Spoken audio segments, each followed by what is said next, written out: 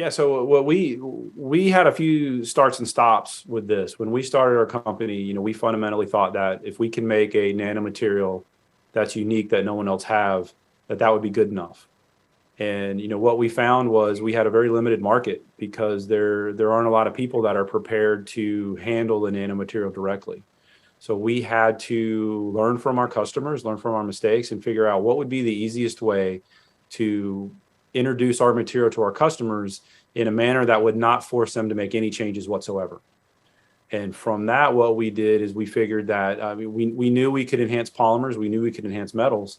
So what we had to do is we had to figure out internally within BN Nano, how can we produce polymer filaments or polymer materials that can be injection molded or immediately used without forcing our customers to do anything. Nobody cares if it's nanotech. It sounds cool, but ultimately it has to work. So what we had to do is we had to find a way is what is the sort of the lowest common denominator that we can give a customer that they are ready to immediately try. And you have to pick, from our perspective, we also had to pick the people that had the lowest qualification times, where we may have a huge impact on the space industry or aerospace, but it's going to take years before a part could get qualified into that.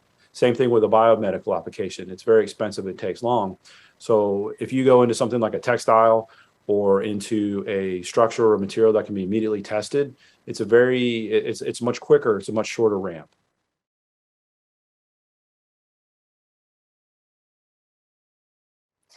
So the first thing you do is you say bye to your ego and really stay humble.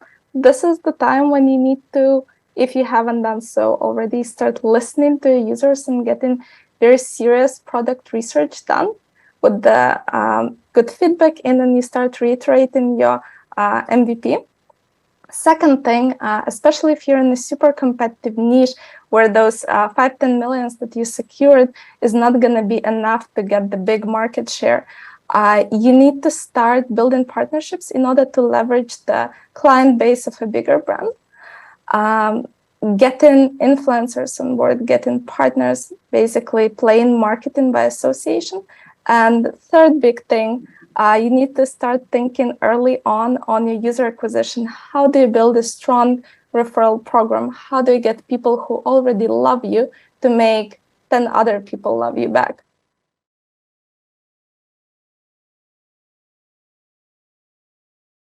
The second half of your adventure is going to be crazy because you're just like a raging ball of fire for your idea. You're pounding on every door. You're pitching hundreds of times. You're getting rejected hundreds of times, but you're also 1% of the time getting a check. That's fundraising. That's 1% of the time, roughly, every lead that you pursue.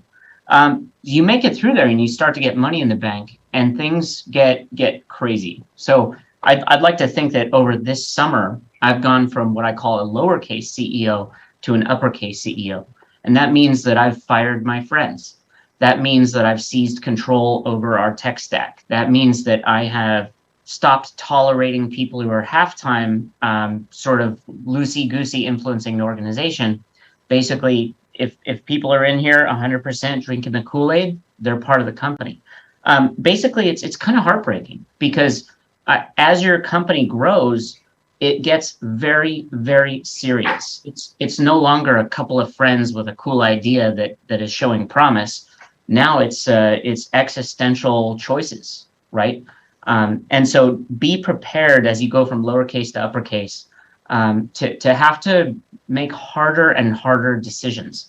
The thing that makes it all healthy and the thing that makes it worthwhile is if your mission is something that you believe in to your very, very core, right? But your mission then becomes pretty much all of who you are.